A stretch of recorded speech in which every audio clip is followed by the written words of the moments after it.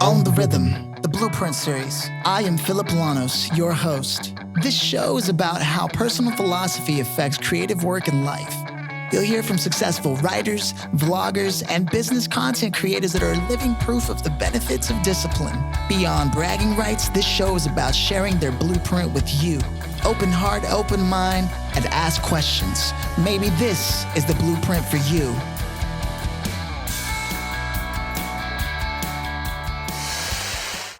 Today's guest is David Maurice Sharp, an actor, dancer, choreographer, and financial advisor. The beautiful thing about what David has done with his book, The Thriving Artist, is that he's been able to take something that's complicated and scary for a lot of artists and creatives, made it easy to digest. And that's why I wanted to bring him along, because millennials, especially the entrepreneurial kind and the creative kind, have a hard time looking at money if they come from a background that doesn't have it. It doesn't necessarily stay in their pockets. And no one understands the artistic struggle better than an artist.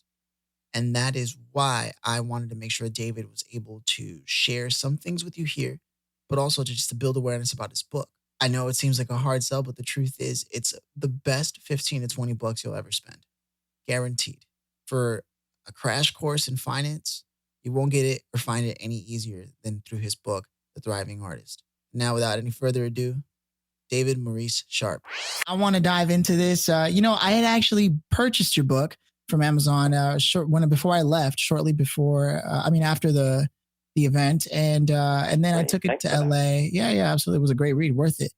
And then I had met a friend of mine, and she was really interested in taking control of her life. And even though I personally wanted to hold on to the book, it seemed like she really needed it bad. And so I gave it to her. And looking back on it, I should have just sent her the link. I should have kept the book. This is my personal belief, but I hope it's helped her immensely, because I thought there was some really great stuff in there. And I only gave it a one read through. I usually like to read a book 2 or 3 times before I consider myself saying I've read the book. Well, thank you. Thanks for that. I hope so. I mean, it was the intention of it was, I know that this is a subject matter that's very difficult for a lot of artists. They're very afraid of it. And so, just the fact that people come to some of the workshops that I give is already, I know, takes a lot of courage for some of them. So I thought for the ones that sort of don't even have enough courage to do that, they could read a book in the privacy of their own home and not be threatened by it, because nobody's going to be there sort of seeing how they react to it. So it's good to hear that you thought it was accessible and helpful. So that's great. Thanks. Absolutely. I would be so bold as to suggest the idea of millennials needing this just as much as an artist would. I think millennials in general, as far as the ones that I've come across, and it could just be the circles that I've come across, not necessarily the best when it comes to managing expenses. They live on the dollar that they earned for the day, and then they go and spend $2, that kind of thing. Well, I think it's interesting you say that, because there's been a lot of sort of movement towards having it be sort of opened more towards millennials. I have started writing a bi-monthly column for Money Inc., which is an online financial information center, and they were never geared towards artists. They reached out and said, we'd like to hear from your perspective, partly because they're interested in reaching out to artists, but also because I think what I'm seeing and what a lot of people are seeing are that, what has happened historically forever is that artists kind of blaze a trail and then other people kind of follow behind it. And I think that's kind of what's happening with millennials right now. They're not looking to go into the workforce and work 30 years at the same job. If they get 3 or 4 years out of a job and then switch careers or switch companies, that's more of the pattern that they're following. They are more interested in doing things that are fulfilling to them and making money to sort of support that, which has always been kind of the artist perspective anyway. We followed our passion and then figured out how to sort of pay for it. So they're kind of the millennials, I absolutely agree, are sort of adopting more of the lifestyle that artists have always lived, and now have to figure out how to sort of support that within the structure that society's created, which is more geared towards people who work 9 to 5 for year after year and get their 401k, et cetera, et cetera. So Right. I think there's Yes. definitely an audience there for that. Yes. Oh yeah. That's what I was aiming towards, was there's definitely that level of, with the promulgation of American Idol and The Voice and all these Yeah. other reality TV shows, everyone wants to be a rock star and Right. everyone wants to live the rock star life, but not everyone has the rock star pocketbook or the rock star team to manage that. Right. Right. Well, and there's also, I have a nephew who's now in college, studying music, and when he was kind of trying to make the decision about going into it, and was, had, a lot of reticence because of just what you hear, that it's such a difficult life and everything. I said, one of the things you have to remember as an artist is it's not just about being a star or being completely unsuccessful. There's a big, wide array of experience in between those two extremes. And there are many people in the arts who have incredibly fulfilling careers and incredibly artistic careers and are never at one end of the spectrum or the other. They're right in the middle, doing the thing that they love to do, making a living, surviving, doing their art, doing great art without being a star. So I think that a lot of the reality TV stuff that we see sort of makes us forget that you don't just have to be, a megastar in order to be successful and fulfilled as an artist. Right. And you specifically know that firsthand because you didn't start off in the finance world, right?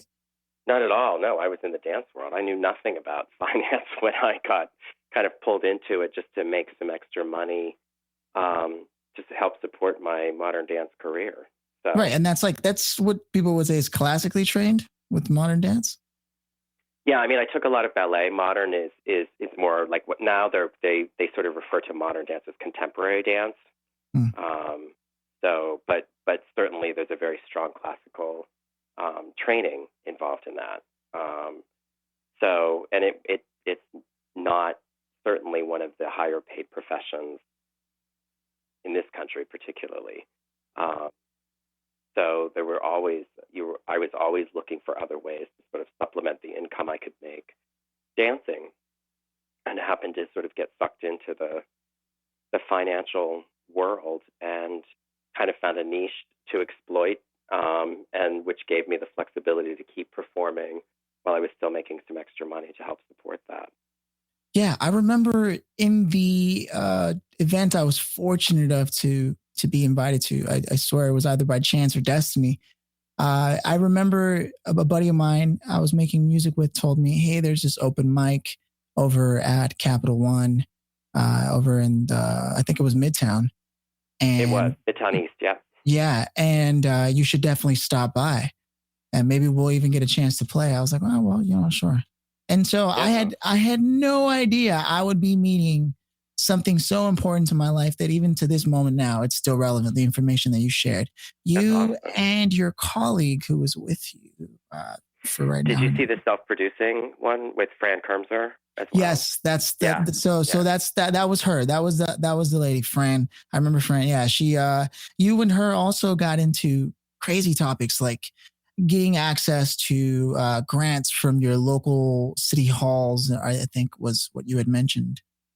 Right. That's where Fran. That's where Fran.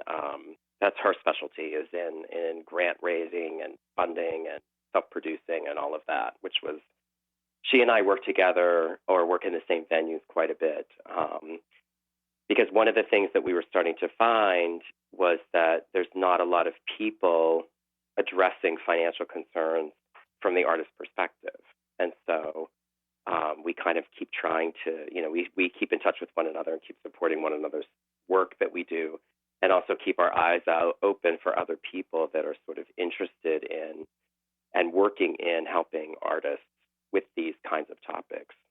Absolutely. I mean, yeah, part of what this whole podcast thing is, it's about how personal philosophy affects creative work in life. And I think a personal philosophy does include a way you consider managing your money. And Right. that's definitely one thing that I found in your book. Not to give anything away. I think anybody who would ever listen in on our conversation should definitely consider the investment. It's like $15, I think, 15, $20. It's totally worth it because the stuff that I took from there, every time, like I like to impress my friends, and then they're like, I mention a few notes, and they go, "Whoa, how'd you?" And I'm like, yeah, well, I read a lot, as you know, and this is the book that I read it from. And they go, "Oh, okay, okay, okay." Now, I happen to be able to remember certain things, and then I go and I share it with people. But I think there's no better way to get information than to read it for yourself. Yes, I think you're right there. I think you can hear it from people, but I think reading it and like really taking it in is a great way to absorb it. So that's great. That's great. And how great was it that a financial institution like Capital One was actually willing to host an event that was for artists and Right. about artists? I mean, that was And what really shocked me when they contacted me about doing that. I was like, and okay, am you I going to have to sell Capital One products here, or what's the issue? What's going on here? And they were like, we don't even care if you mention our name. Right, and Do what you I do. actually I met with one of the people responsible for that shortly after the event. I went to another Capital One and ran into somebody who was at that same event, and her name is Jessie Tavares. Yeah, yeah. She was one of the two people that brought me in to do that. Yeah, Yeah, she's a total advocate. So she does. I think she's involved in the marketing aspect of Capital One, but she's a total advocate for the arts. And absolutely. I think Capital One is clearly doing something right when they're including artists, people who have artistic leanings to be able to receive valuable information from experts like you. Like I still think it writes itself when you look at your story. I honestly believe that sometimes it's their life that is their gift to the world because I mean you go into the dance world and you realize how difficult it is and like you start digging deeper into yourself. How much more can you give? And like a true Hmm. creator, you went in and you decided, you know what? I need to make money. And if I don't want to worry about my imagination. If I remember correctly, tells me that you said you didn't want to be worried about money anymore ever again. And so you went into the finance world. Now, is that correct? Well, I used that to help support what I did Ah, because the I think that staying with artists is always we're always worried about where the next dollar is coming from or where we're going to pay our rent from or what we're going to be able to do. And I never wanted to live my entire life doing that. And I was like, there has to be a way that we can be artists in this country and feel comfortable about our finances, um, and use the strengths that we have as artists to allow us to do that. Um, and a lot of our strengths as artists really are very applicable to the financial world and make us very good at it, and good at manipulating it to sort of help ourselves and finding ways to use it to help support the art that we do. So, yeah, when I kind of fell into this financial job after like a couple of years of sort of temping for them, they were like, "We'd love to hire you. Will you work for us?" And I was like, "No, I want to dance. I don't want to do this. That's what I want to do is dance." Because you don't have that much that your career as a dancer isn't that long lived because you age out of it very quickly. And was ah, able to get them to agree to let me work 20 hours a week whenever I could fit it in. wow. Which, looking back on it, everybody's like, that's unheard of, and I'm like, okay, maybe it's unheard of, but it never occurred to me that you couldn't do that. Why couldn't I do that? It's unheard of because nobody else did, maybe, but why does that make it not something you can do? So I think that, if you if you learn, which we as artists are sort of programmed to do, to take advantage of the situations as they arise around you, then things like that happen for you. I mean, the publishing of the book, I had never published a book before that one, and I just happened to be at dinner with friends and said, I have this idea about a book. Some of my students have been bugging me to write a book, and they're like, "Oh, we can introduce your idea to the acquisition editor at Taylor and Francis if you want. And I was like, oh yeah, that'd be great. Okay, I'll write up, I'll look up and see what I'm supposed to do for that kind of a presentation. And it was like, whatever, you had to do like 2 sample chapters and do some research and things like that. Turned it over to them. They, after like 2 months, they said, okay, here's a contract.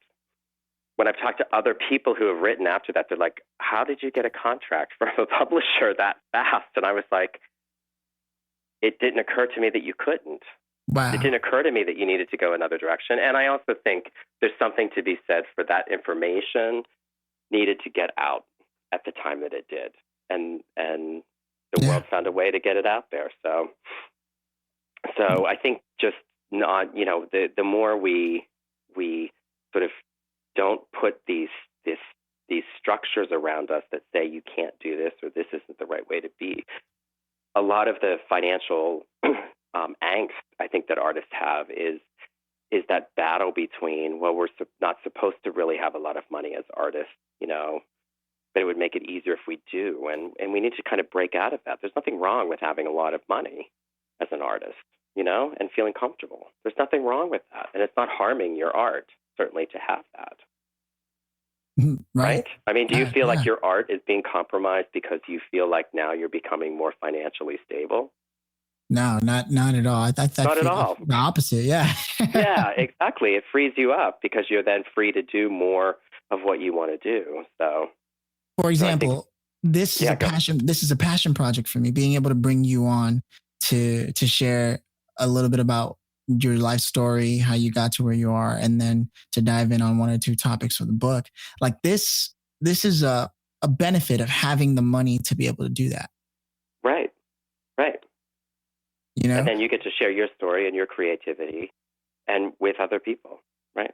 Exactly. And so like, I really want to get into like the book aspect of things. I think one of the most important things I took away that stand out top of mind to me was the idea of, if you do have savings, which not a lot of artists do, but if you do have savings, and you're able to, let's say, I think your example was, if you have 3 months worth of savings of what you would need to live, let's say 4 months, I think it was, then 3 of those months you could put into a bank security. I think it was a CD. I can't remember.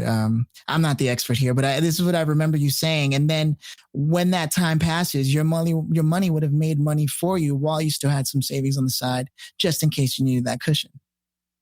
Right. It was generally that you're talking about an emergency cash stash that you have for yourself, and a lot of with sort of conventional wisdom, they tell you to have like 4 to 6 months. Artists usually you want to have closer to 8, 10, even a year's worth. Wow. The problem with that is that because it's cash, it doesn't earn much interest. If you look at your bank savings account, there's not much there that's happening.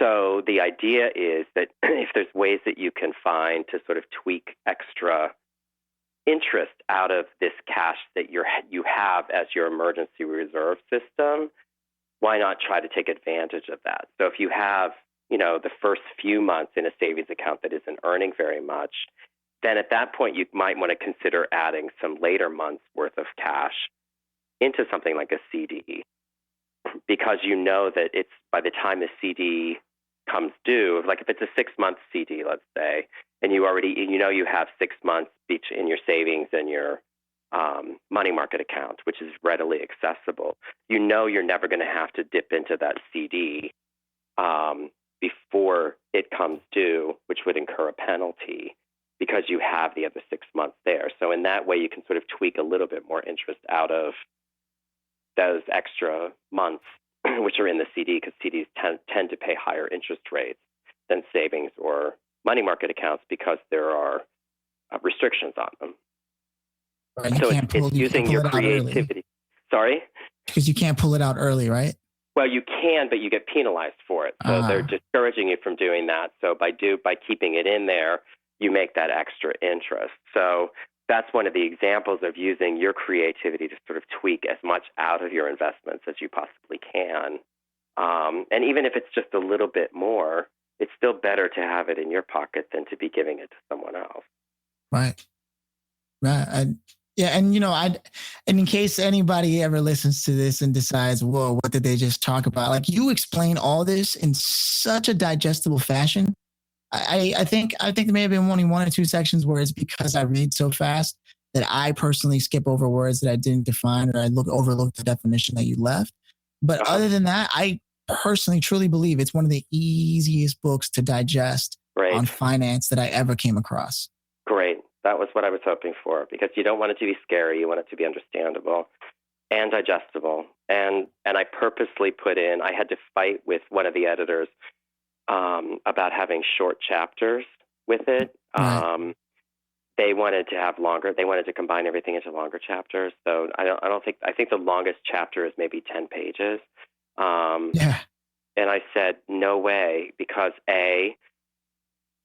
this is already a topic that artists don't really feel comfortable with. And if you may give them a 40-page chapter, they're going to be like, forget about it. Especially a 40-page chapter on bonds. I mean, yawn. Nobody's going to read that. But if you break it into, 5 little chapters, it's very digestible then. You can read it on the subway. You can read it, in very digestible. And also then it makes it easy to refer back to various topics and figure out, I wanted to know something about municipal bonds. I don't have to go through this big 40-page chapter. I can just look at the chapter on municipal bonds and refresh my memory about what that is and how those could maybe work for me. So that was a little bit of a battle, but luckily the publisher stood behind me and said, we get it. We're going to let you keep the small chapters. So, which is unheard of just as well. Like you having complete creative control of your book is amazing.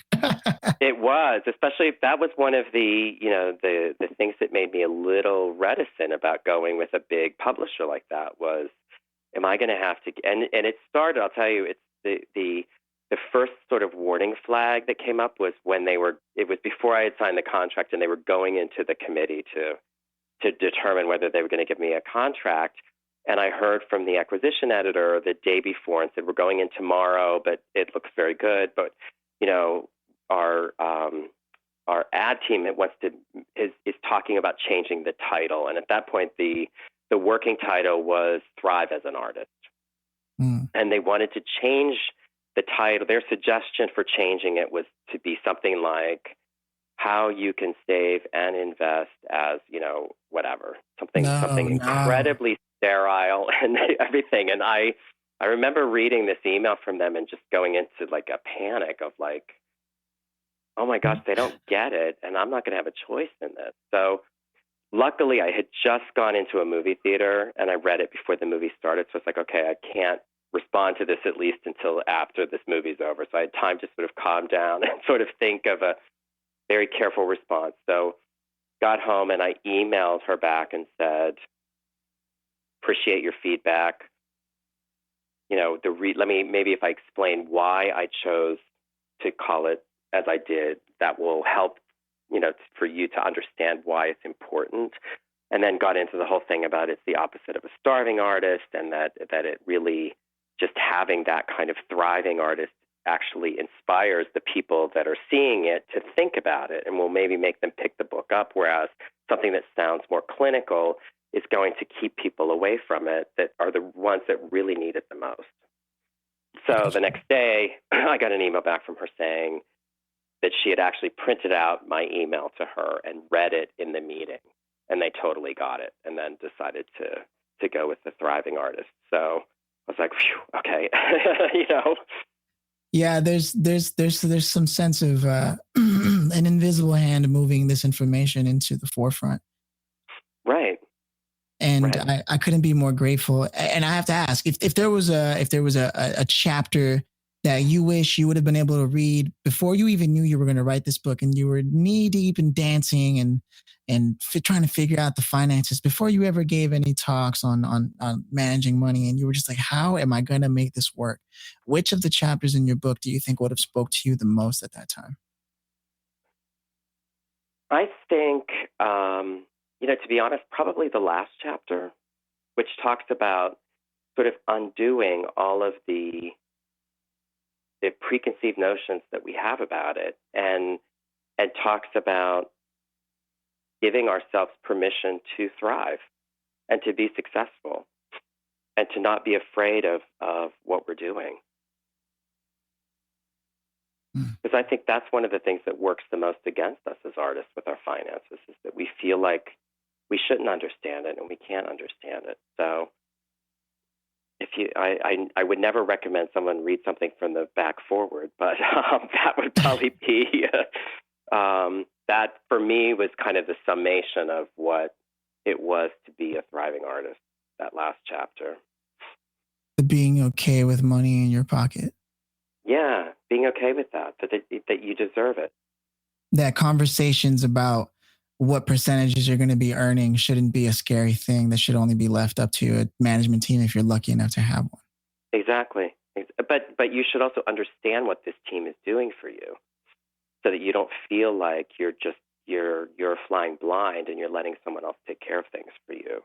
You know, it's great to have. I always talk about that with when people say, "Should we get a financial planner?" That's a very individual decision that you have to make. But if you're going to have a financial planner working for you, isn't it in your best interest to sort of at least have a basic understanding of what they're doing? You may not know all the details, but at least have a basic understanding so you know you're not being taken advantage of and you're comfortable with it. I think the other key thing for me with this is, if you look at the financial advice that's available for what I always kind of refer to as the regular people, the people that work the 9-to-5s, 401ks, want to retire at 60, whatever. They're basically, financial advice can be a formula for them. They do this, this, this, this, and this, because they all kind of live the same kind of life in terms of how they're earning money and things like that, in terms of their financial life. If you look at a group of artists, each one of us is living a completely different life from the other person and has different needs and different things that we want at any particular time. So you as an artist, or what I try to teach artists, is how to think for yourself, to be able to look at, okay, right now, what do I need? What's the best move for me to make financially? And that's going to be different for every single person. And it's going to be different a year from now for you than it is right this moment, because your life will have changed. So if I can help people sort of get comfortable enough with understanding their finances and understanding the different tools that are available to them, to be able to help make that assessment, and then from there determine, okay, I need this person to help me with this right now, or I need to bring this person in, or I don't need anybody to help me because I'm comfortable enough doing it myself, then I will have succeeded in helping artists, I think. Yeah, absolutely. Do you have any morning routines tied to the idea of finance, since you are an artist and in the world of finance? I don't really. I mean, I definitely, keep an eye on financial news, just because it's something that interests me and sort of intrigues me. I try to just sort of keep an eye out on how those things are going to be affecting people in the arts. I love the workshops and classes that I give, hearing the questions that people ask, because a lot of times that really helps to inform me of where people's ideas are going and where they're in need of additional information. So I really enjoy the sort of interaction with the people that are in the workshops for that reason. Because as I said, everybody's different, and I forget that the amount of information that I already know that I kind of take for granted that other people might know. And so always being able to go back and say, okay, let's go from square one and assume that nobody knows what this is. How do you make it understandable and not scary? Wow. Okay. Yeah. And you know what? The other day, speaking of scary, the other day I was at an event with this organization called Entrepreneur Organization, which I'd like to find a way to get you plugged in there, because there may be some entrepreneurs out there. I think the entrepreneurial lifestyle is pretty close to the artistic lifestyle. Absolutely. I think you even made that conclusion that same day at the Capital One event. Yeah.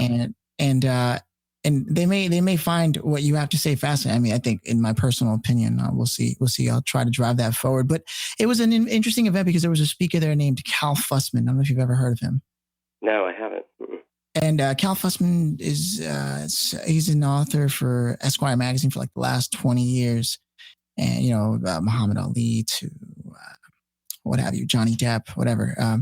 And yeah, and he interviewed even political figures.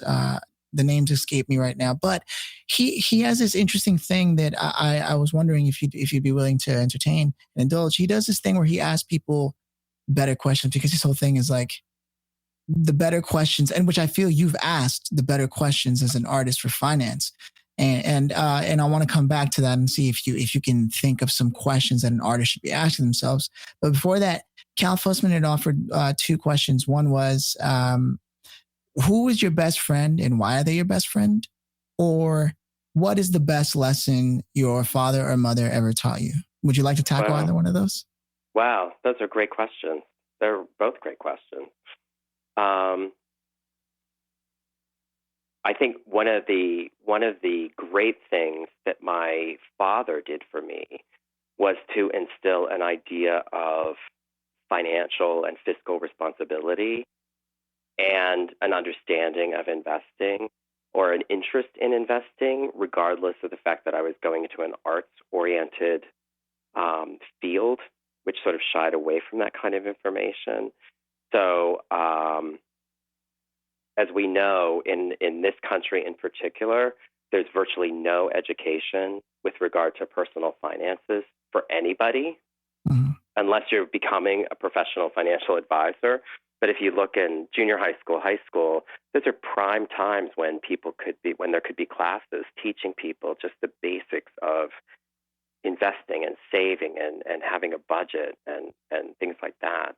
The fact that I had a parent who sort of helped to instill that in me, despite the fact that there was no outside education on that, I think really served me well and helped give me the courage and the strength to sort of keep investigating it on my own.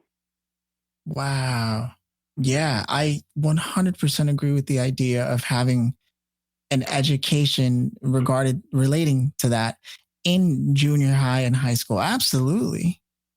Yeah, yeah. And then you get to colleges. I mean, there's a couple colleges now. I know the University of Florida, there's a class down there that every fall they use my book in one of the classes as a required textbook. Bravo. And it's a class about design. I think it's a design class, set and lighting design.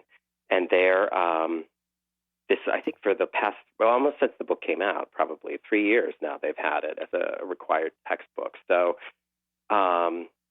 there's slowly starting to be some awareness of the fact that of how integral a role this could play in it. It's not just about your artistry; it's also about living your life and having the support for it.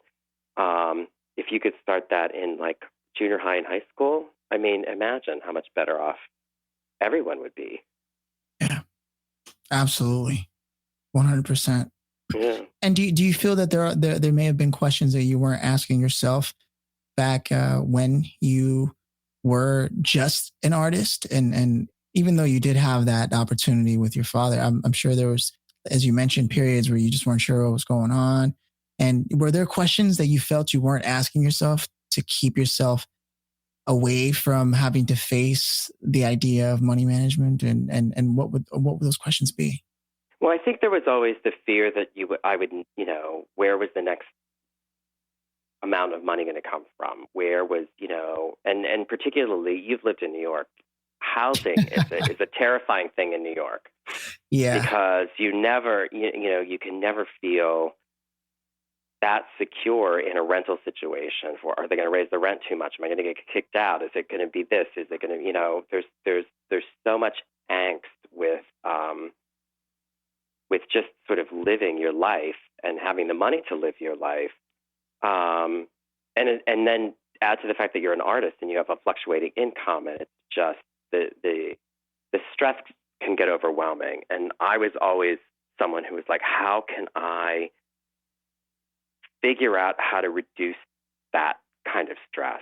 so that I don't feel that, because that takes away from what you're doing as an artist. And so Right. how can I try to do that? And how can I not have to live hand to mouth constantly? Um, so I think I was pretty lucky. I mean, I would have to really think back Sure. to those days of, I'm sure there were plenty of things I was anxious about and trying to avoid. But I was always trying to figure out how to budget my money, how to help even it out, how to, in those times when you got the gig that paid you more than you needed, how to sort of put that aside so that it was there for a later time. Um, and I Yeah. think eventually over time that all kind of coalesced into a lot of the ideas that I put into the book. Right. Yeah. I would actually like to hear your opinion on how often someone should be looking at their finances, especially as an artist. How often should you open up the application to look at your bank account? And I know it's scary, but like you said, spreadsheets really do help get that stuff figured out. Absolutely. Absolutely. Well, I think, I talk a lot about figuring out your monthly nut, how much you need to get you through a month. Right. I think that is an exercise you need to do at least once a year. Usually I tell people do it in January when you're starting a new year. Just sit down, figure out your expenses, figure out how much it takes to get you through a month so that you know what your monthly nut is, what you're shooting for. Then you have the information that you also need for how much you need to put into your emergency cash reserves. In terms of your investments and the different places that you have money, once a quarter, I tell people at least do a spreadsheet that shows once every quarter that shows what assets you have, what your liabilities are, so that you get a snapshot of it. There's going to be times when you're so busy doing your art that you don't have time to think about anything. That's okay. Make sure that your investments are sort of in places that you're comfortable with so that you can let them go for a while, but still try to do the quarterly thing, which is only going to take you, if you have a spreadsheet set up, it's only going to take 10 or 15 minutes once you get the statements to populate it so you have a sense of where you are. The Yeah. times when you're not that busy and you're really interested in saying, oh, let me see what the next thing is I need to do, then you should then attack it then and say, okay, this is the time. I don't have that much going on. I can really sit down and sort of figure out what my next step is, what my next goal is, so that I'm ready to start pursuing that. See, and I like that because it sounds to me like it excites you to know how your investments are doing and what's going on with them. You don't seem to have a fear-based perspective on your investments. Exactly. Well, what you'll find is once you start doing it, it's scary at first. It's terrifying because you think, oh my gosh, I'm throwing this money out the window. But as you start to see them grow and you start to, and the doing of it is also the learning of it. It's like your craft, your art, whatever your craft is. You don't just say, I'm going to wait and do my craft until I know absolutely everything about it that I can do. If you did that, you would never actually do your art. So it's part of doing it is learning, and feeds the information that you have to make you a better artist. The same is true with your finances. Once you start working in them, you start learning more about it, and then you can sort of add other pieces to it. And once you start seeing on a quarterly basis those assets growing and your liabilities diminishing, it becomes exciting. And you think, oh, maybe by the next quarter, I'll be $5,000 higher in my assets. If I just do this or this and I let this investment keep rolling along. So it actually becomes something that can become exciting. Hmm. And a good entry level investment for people to look into just off the top. If there's one thing that's really low barrier entry and not a lot of risk, you're not going to get a lot of gain, of course, but just to start Right. experimenting with the idea of investing for an artist, what would you recommend? Well, one of the things I always tell people, I've had many people come to me who have said, look, I'm absolutely terrified to do anything other than have money in my savings account at my bank because everything just seems so scary to me and so uncertain that I don't think I can do anything other than that. For those kinds of people, what I usually say is look at U.S. Treasury bonds, Treasury savings bonds or Treasury notes and bonds. For savings bonds, they have a new one called the Series I bond, which is an inflation index savings bond. It's like the old Series EE bonds that people used to give as gifts for graduations and things like that.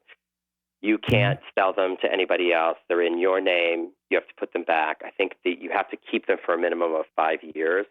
They're paying, these days, they're paying like 1.3%, 1.2%, somewhere around there, interest, which is significantly higher than a savings. They're protected by the U.S. Treasury. Right.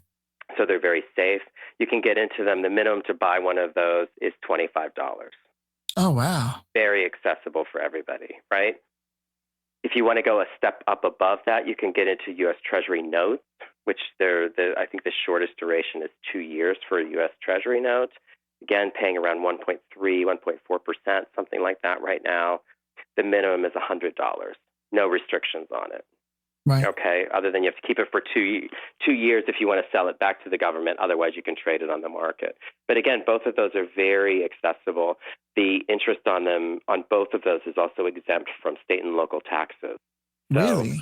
Yeah. So, there's this notion that you have to have a lot of money to get into things is not accurate. There's ways. $25. There isn't anybody that can't scrape together $25. Yeah, I might have to look into that myself. yeah, and or even $100, for a Treasury note. Now, again, you're going to be getting cents, even if it's 1.25% or something like that.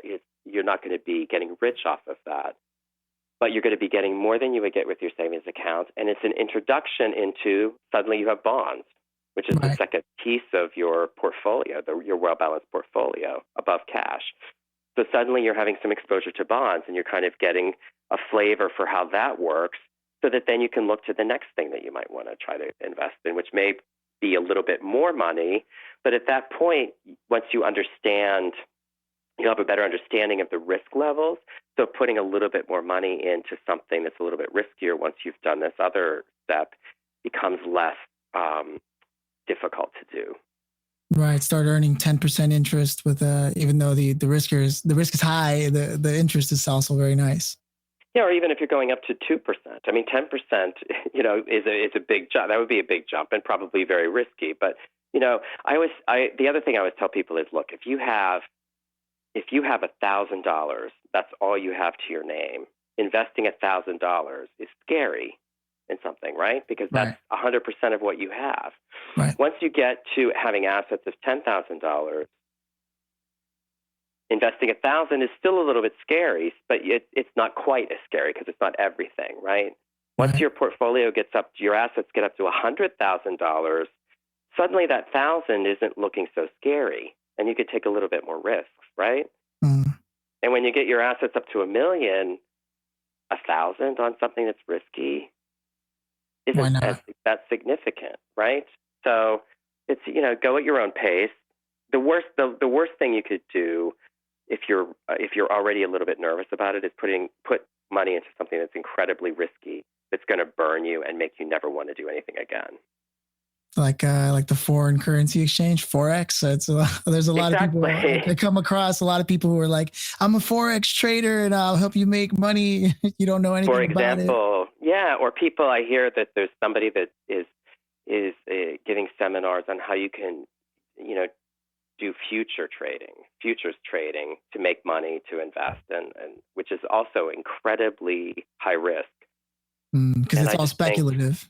It is all speculative, and it's in a time when the market has been increasing like it is, okay, but when it turns the other way, which it's inevitably going to do, then you start getting really hit badly. And then how is that helping you to sort of develop a financial wellness program for yourself that's going to keep you healthy and encouraged no matter what is happening in the market circumstances? Not that you're not going to lose money in those, but if you're well balanced and you have really taken the time to set up a well balanced portfolio, you're not going to be hit as hard as if you put everything in foreign currencies and then the currency markets drop and then you lose everything. Yeah. Have you slow and steady? Yeah. Have you looked into cryptocurrency at all? Like Bitcoin and things Yeah, like that? Bitcoin, Ethereum. I have a few friends who run an Ethereum company, and it just, I mean, they're saying that cryptocurrency and the blockchain technology is supposed to be what the internet was to us back in the day when it first came around, and people had no idea what a .com was. I always keep an eye on it. I've kept an eye on Bitcoin since it first came out. I don't personally invest in it. Right. I'm very interested in what it is because I think that it is. I think the programming underneath it is definitely. They're looking at ways to apply that to other areas of the financial markets. I think Bitcoin just passed $10,000. Yeah. Now, which has started at like 900, started the year at 900. So there's definitely a frothiness to those markets. The other one is Ethereum. Is that the other one you were talking about? Yeah. Yeah, I have some friends that are sort of dabbling in that a bit too. I definitely think it's interesting. I look at that as being, if it's going to be an investment, as being fringe isn't the right word, but an outside investment. I always look at the core portfolio as being the sort of stable combination of cash, bonds, and stock. And then you can add to that. Once you have sort of a stable core, you can add these sort of more experimental, if you will, kinds of investments, which can be very exciting, but are also very risky and can be very frothy. So, but again, like we go back to that topic of if you have a solid core of a certain amount, right? You have things to play with. You know, I also get asked questions a lot because, you know, obviously they try to push traditional financial advice, tries to push everybody into mutual funds and exchange traded funds, which I don't disagree with. I also give classes on buying individual stocks, and I've had financial advisors. How could you be telling artists to buy individual stocks? Because putting money into one stock, you take on the risk of that one stock, whereas a mutual fund sort of spreads the risks around. And my comeback to that is always, look, if you have an artist who wants to buy shares of Coca-Cola or McDonald's or JetBlue or something that they're really interested in, and they're excited to say, I own a couple shares of this company, which I really like because I love this company, it's going to make them interested in investing. And then they can go get the, large cap stock fund that's, the mutual fund that covers it all. But you're never going to find anybody that's going to come up and say, I'm so excited to own 100 shares of this large cap stock fund, right? That's not interesting. Nobody's interested in that. But if they own 2 shares of JetBlue, which really excites them, then you could say, okay, now put some money in this mutual fund and let it sit there, and you don't have to be that interested in what the mutual fund's doing because you can just look at your 2 shares of JetBlue.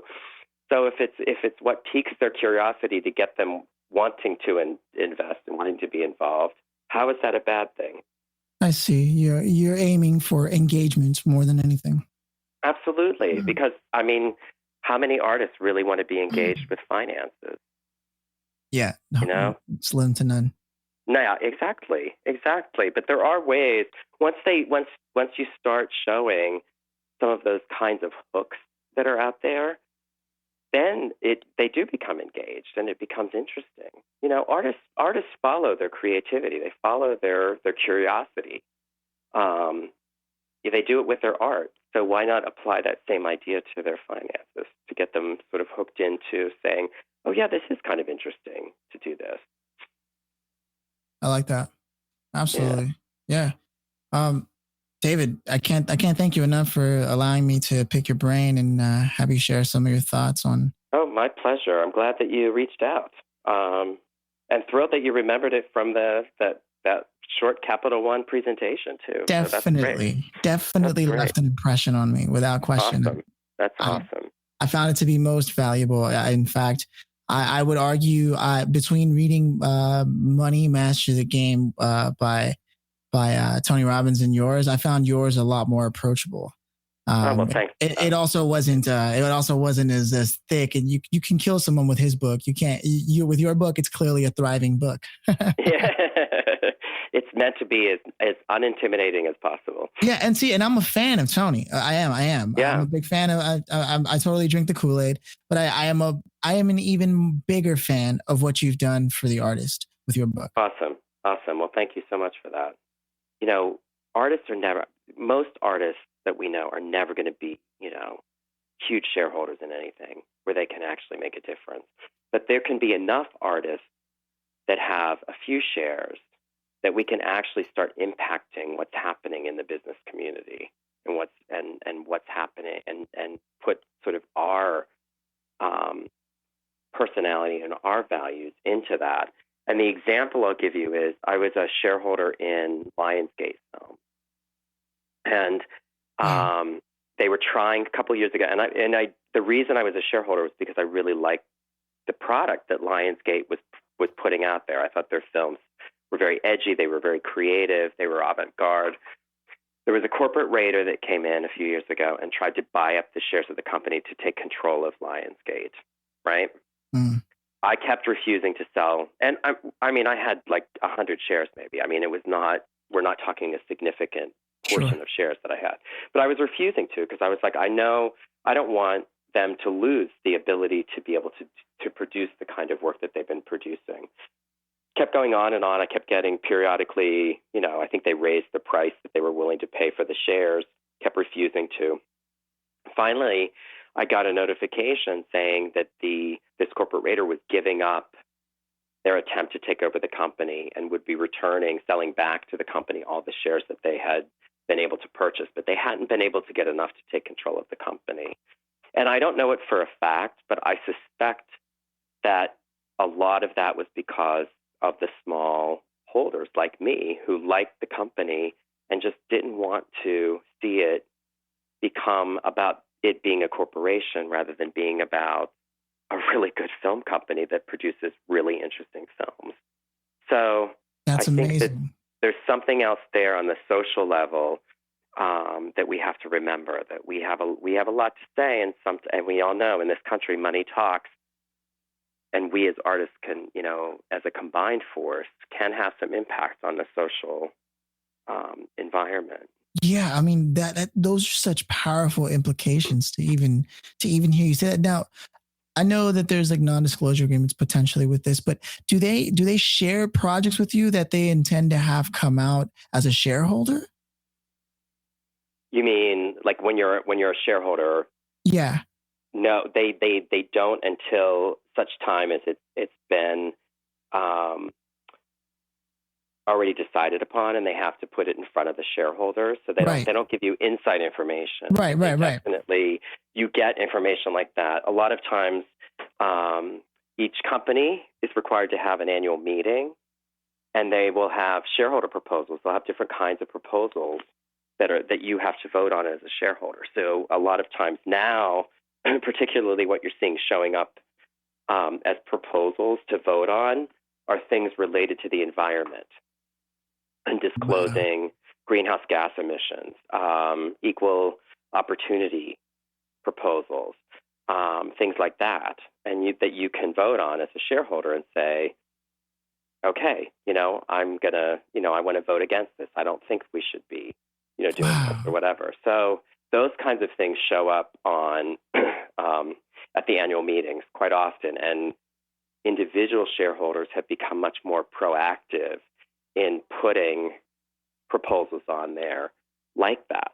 So that you definitely, as a shareholder, you have more of an opportunity to be an activist in how the company behaves than ever before. And I think it's continuing to move in that direction. So that is so powerful. I would like to include that in the episode if you don't mind. Of course. I think the social implications that an artist can glean from that about almost a responsibility to become knowledgeable about finance and to realize that you really can have a vote if you understand money and a lot of things. I'm sure there's ways that you can get involved in actual government if you work hard enough to get involved, if you want to make a change on that scale. That's insane. Absolutely. Absolutely. And that's an important element that gets overlooked sometimes. The investment club, in one of the intermission chapters in the book, I talk about us going through the proxies and voting on them and trying to, and one club member having really having some difficult political views of one of our holdings. And rather than say, oh, I think we should sell it because we don't like what they're doing, our reaction was, well, we're a shareholder, write to them and tell them we don't like what they're doing. And let's vote against what they're trying to do. And at least send a message as an owner that this isn't what we want. So it may not do any good at that moment because we may be too small to make a difference, but that's our right to do that. So rather than just say sell and walk away because we don't like what this company's doing, let's try to change it because we're an owner of it. So Wow. I think sort of changing that mentality is also important. Yeah. I mean, that one right there was worth all the marbles as far as I'm concerned. Yeah. Yeah. Awesome. Thanks so much for thinking of me for this. Definitely. Okay. Take care. Take care. Bye. Bye. Thanks for listening. I hope this blueprint will help you own the rhythm in your space. Feel free to subscribe and reach out to me on Instagram or Twitter at Philip Lanos, PhillippLanos. Also, you can visit owntherhythm.com if you want help producing your podcast. Open heart, open mind, and ask questions. Stay tuned for the next blueprint.